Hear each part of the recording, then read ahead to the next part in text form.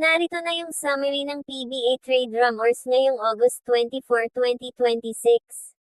Number 1, Converge at Magnolia na usapan.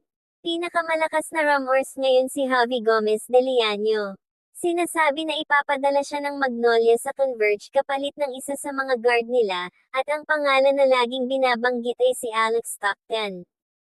At bakit posible, wala halos playing time si Javi sa Magnolia ngayong conference na 0 minutes sa isang laro at 1.0 points per game lang average niya. Samantalang si Stockton, may naririnig na nagtatanong na rin sa Converge tungkol sa role niya dahil bumaba ang minutes niya. May isa pang version na Mikey Williams papunta sa Magnolia kapalit ni Javi at future picks, pero malabo kasi malaki ang kontrata ni Mikey at hindi ganun kataas ang trade value niya ngayon.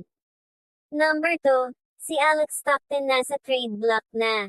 Sabi ni veteran insider Snow Badwa, nag-e-explore daw ang Converge ng malaking pagbabago at kasama sa usapan sina Mikey Williams at Alex Stockton.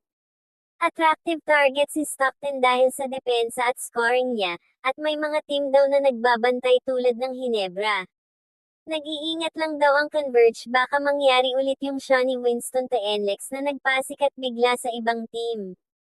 Number 3, bagsak ang usapan ni Joshua Munzan. May malaking trade dapat na Munzan papunta sa TNT kapalit ni Joe Celso at season 53 first round pick. Done deal na daw pero binawi ng Titan Ultra sa huling minuto, at ang dahilan, sunod-sunod ang injuries nila na nagka-ACL tear si Brian Sahonia, pati sina Gio Ambuhat at Mark Omega may injury din. Kaya nakahold muna si Munzan sa trade block. Number 4, Titan Ultra at yung 2027 pick.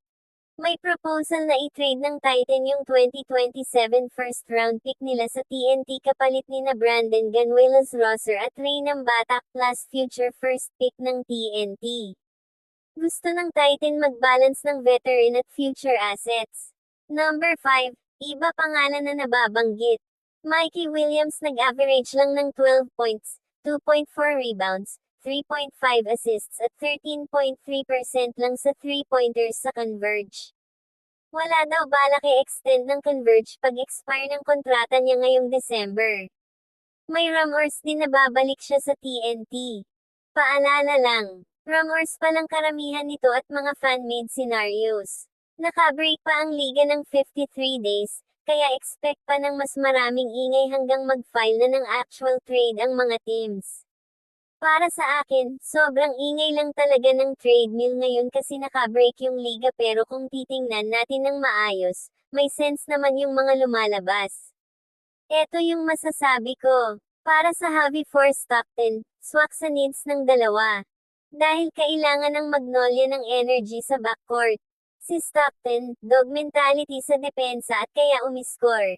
Si Javi naman, naipit sa rotation ng hotshots pero may upside pa. Kung sa Converge siya mapupunta, makakalaro siya ng 25 minutes at doon mo makikita tunay na laro niya. Win-win kung matuloy. At yung Alex Stockton na nasa trading block.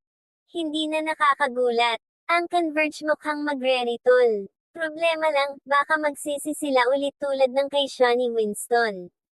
Si Stockton yung tipo ng player na sumasabog pag binigyan ng tiwala. Kung Hinebra talaga kukuha, delikado yun para sa ibang teams. At yung Joshua Munzan deal na nabasag. Gets ko bakit binawi ng Titan.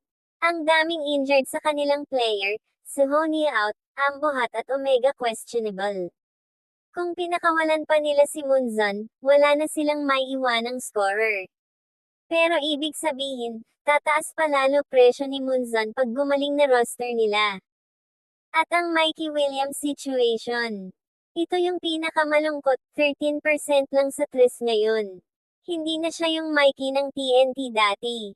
Pero kung makakabalik siya sa system na sanay siya, baka mabuhay pa.